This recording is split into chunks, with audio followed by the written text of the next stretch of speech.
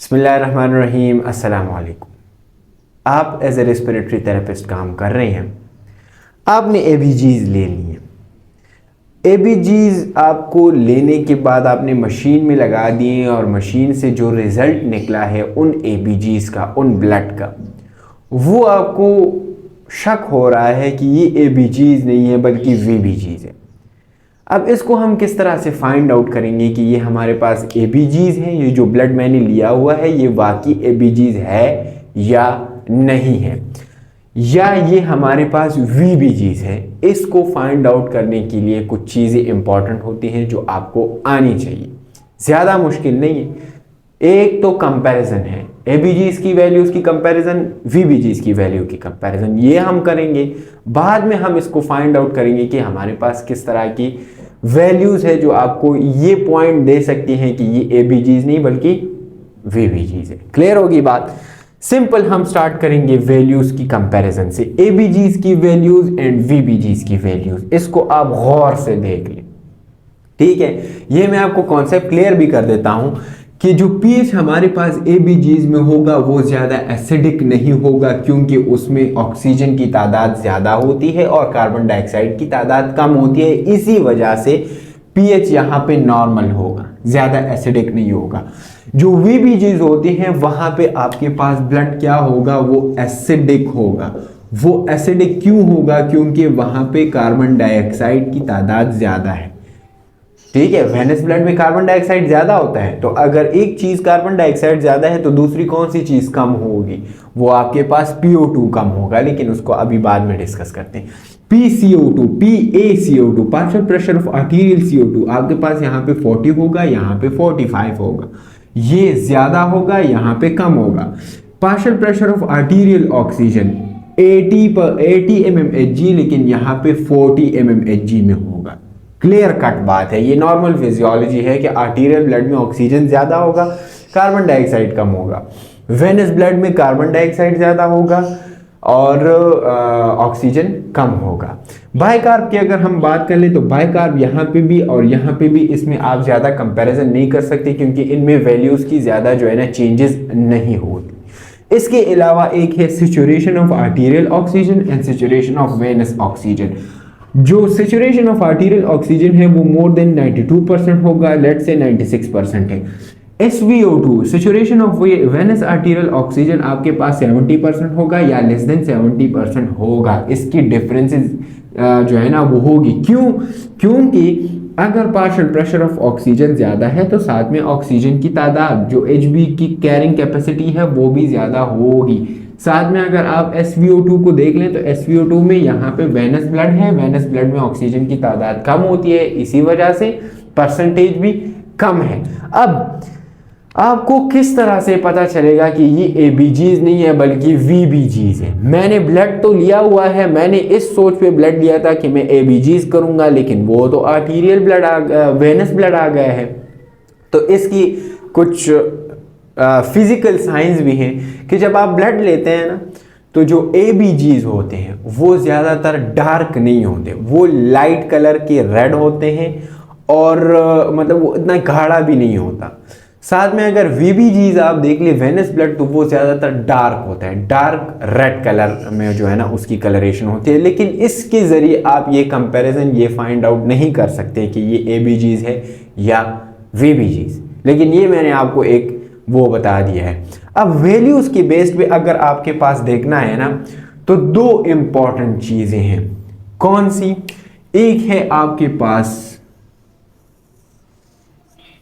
PO2, ये दो चीजें आपने याद रखनी है। एक PO2 है, दूसरा है आपके पास SaO2। ये दो ऐसी चीजें हैं जो आपको क्लियर कर देगी कि जो ब्लड आपने लिया है ये एबीजीज है या वीबीजीज है। ये वैल्यूज आपको याद होनी चाहिए कि एबीजीज में नॉर्मल वैल्यूज कितनी होती हैं और वीबीजीज में नॉर्मल वैल्यूज कितनी होती हैं। क्लियर हो गई बात? अब लेट से मैं आपको एक सिनारियो देता हूं, वो सिनारियो आपको क्लियर कर देगा कि असल में हो क्या रहा है। एक पेशेंट है, लेट से 45 ईयर्स का एक पेशेंट है, ठीक है। वो उसकी रेस्पिरेटरी रेट जो है ना वो क्या है, रेस्पिरेटरी रेट आपके पास है 35, ठीक है, मींस कि वो टेकेप्निक है।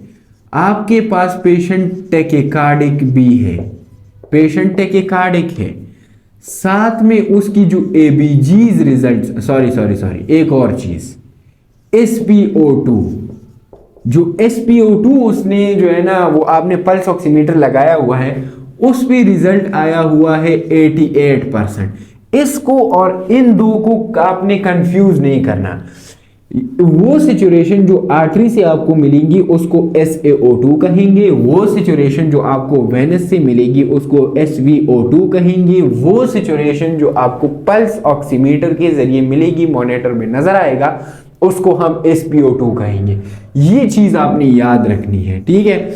SpO2 उसका आया हुआ है ये। अभी उसने आपने जो है ना ब्लड ले लिया है, ठीक है, आपने ब्लड जो है ना कलेक्ट कर दिया है, आप जो है ना मशीन में आपने ब्लड लगा दिया है, लेट से एबीजीज, मैं इसको एबीजीज नहीं बल्कि ब्लड लिख देता हूं, आपने ब्लड ले लिया है, उसका जो रिजल्ट है वो आया है, पीएच आपके पास है 7.31, साथ में आपका जो PCO2 है, क्योंकि यहां पे तो मुझे क्लियर नहीं है ना कि ये वेनस है या जो है ना आर्टीरियल है, लेट से आपके पास आया है 45।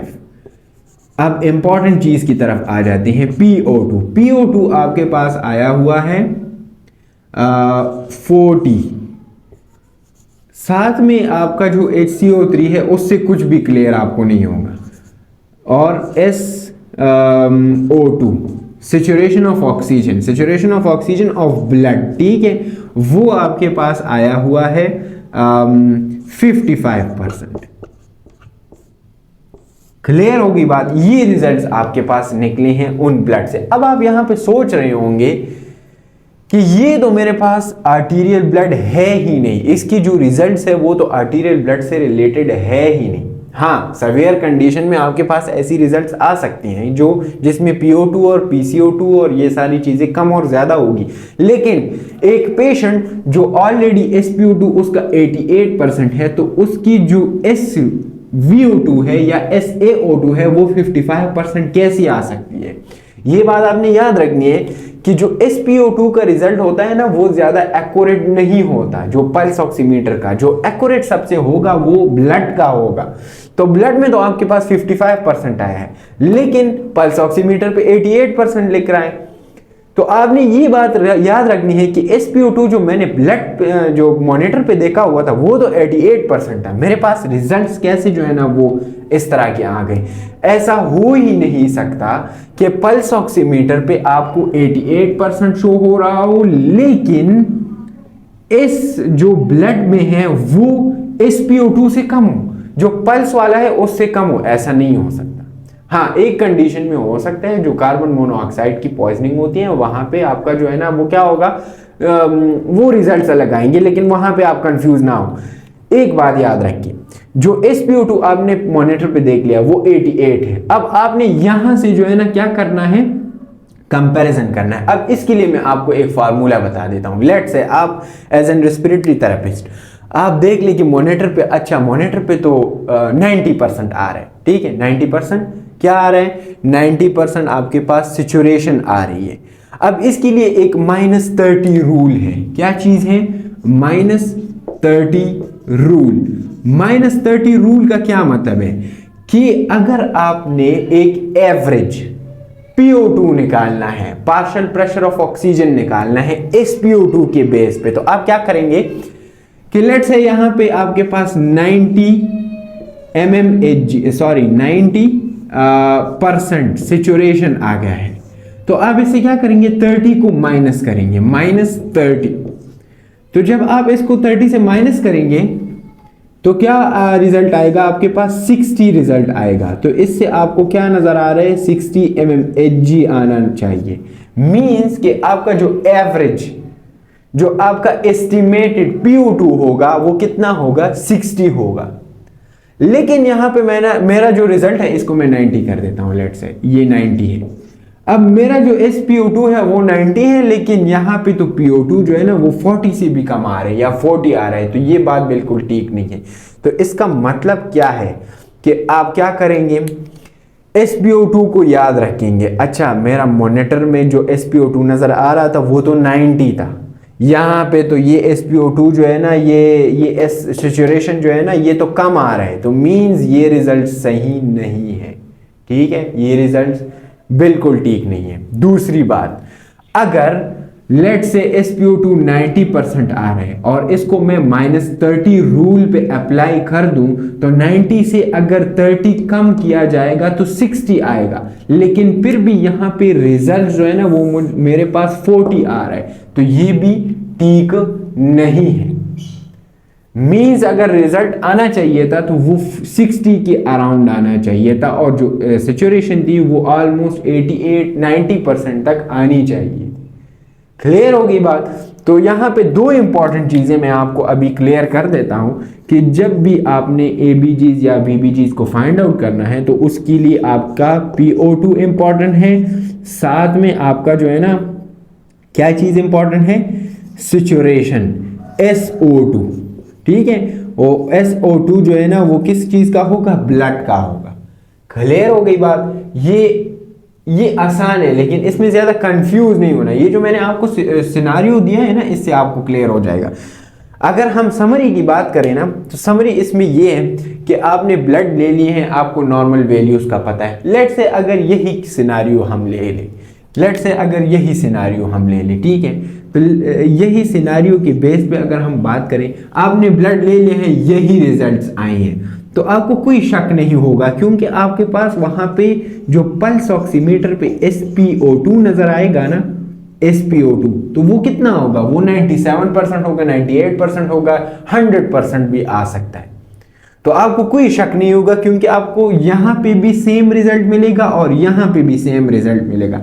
इसकी और इसकी रिजल्ट में ज़्यादा चेंजेस नहीं होंगे। लेकिन अगर यहाँ पे 97-98% मॉनिटर पे नज़र आ रहा है, लेकिन यहाँ पे 80-65% या 65-70% है, तो फिर आपको शक होना चाहिए। साथ में अगर SpO2 97% मॉनिटर पे नज़र आ रहा है और PO2 80 है या 85 है, तो कोई बात नहीं है, मतलब ये ABGs है। लेकिन SpO2 97% है या 100% है, लेकिन PO2 आपका 40% है, तो ये कैसे ABGs हो गए?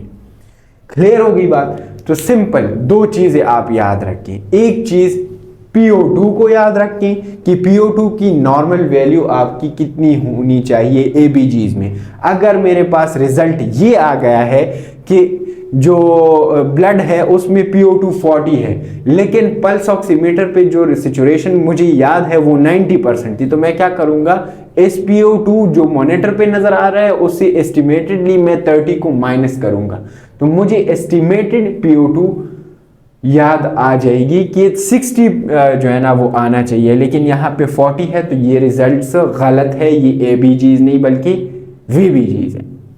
समरी ऑफ द टॉपिक ये है कि दो चीजें याद रखिए, PO2 SaO2 जो ब्लड से लिया गया सैचुरेशन है। ये वर्ड मैं बार बार इसलिए कह रहा हूं कि आप इसमें कंफ्यूज ना हो। दो चीजें आप कंपेयर करें। साथ में एक और चीज जो आपको याद होनी चाहिए कि जो पल्स ऑक्सीमीटर पे आपका सैचुरेशन नजर आ रहा है वो इंपॉर्टेंट है। अगर वहां पे भी आपका सैचुरेशन 60 है और फिर इसी तरह का कोई रिजल्ट आ जाए, तो फिर आपने समझना है कि हाँ ये रिजल्ट बिल्कुल ठीक है। एक यहाँ पे मैं एक और एग्जांपल आपको मैं दे देता हूँ ताकि आपको ये चीज़ क्लियर हो जाए। अभी मैं आपको एक और एग्जांपल देता हूँ। लेट से आपने जो है ना ब्लड ले लिया है, सॉरी अभी एक पेशेंट है 20 ईयर्स ओल्ड का एक पेशेंट है, ठीक है 20 ईयर्स ओल्ड पेशेंट है, वो उससे आपने ब्लड ले लिया है। क्लियर होगी बात? जब आपने ब्लड लिया है तो उसमें जो PO2 है वो है आपका जो है ना वो कितना होना चाहिए, वो लेट से आपके पास 50 है, 50 mmHg, सही है। और लेट से जो सैचुरेशन है SO2 है वो है आपके पास 80%। जो आपने पल्स ऑक्सीमीटर पे देखा हुआ था वो आपके पास कितना था, वो आपको नजर आ रहा था कि ये 83% है। तो जब ये SpO2 की बेस पे आपका ये रिजल्ट आ जाए ना, तो मतलब इसका ये है कि ये भी ABGs है, लेकिन पेशेंट की कंडीशन क्रिटिकल है, उसमें उसको ज़्यादा ऑक्सीजन नहीं मिल रही। इसी वजह से क्या हो रहा है, इसी वजह से उसकी जो ABGs रिजल्ट है वो ऐसे आई है। कंफ्यूज नहीं होना, निकाले ब्लड को कंपेयर करें कि इसकी जो वैल्यू है ये कैसे 50 आई हुई है, -30 रूल पे आप अप्लाई करें। अगर वो पेशेंट बिल्कुल ठीक ठाक है लेकिन ABGs में जो है ना सिचुएशन 50% है, लेकिन मॉनिटर में जो है ना वो आपको 90% नज़र आ रही है, तो इसका मतलब ये है कि आपका जो ब्लड है वो ABGs नहीं बल्कि VBGs है। अगर अभी भी इसमें कोई कन्फ्यूजन वगैरह हो तो आप मुझे कमेंट में बता दें, ताकि मैं इसको और फर्दरली जो है ना वो क्लियर करूं। बाकी इसमें कोई और चीज़ नहीं, आपको अगर ये वैल्यूज़ और ये वैल्यूज़ याद हो ना, तो इसमें ज़्यादा कोई कंपैरिजन ज़्यादा जो है ना मुश्किल चीज़ नहीं होती। इंशाल्लाह नेक्स्ट लेक्चर में मिलेंगे। अस्सलाम वालेकुम।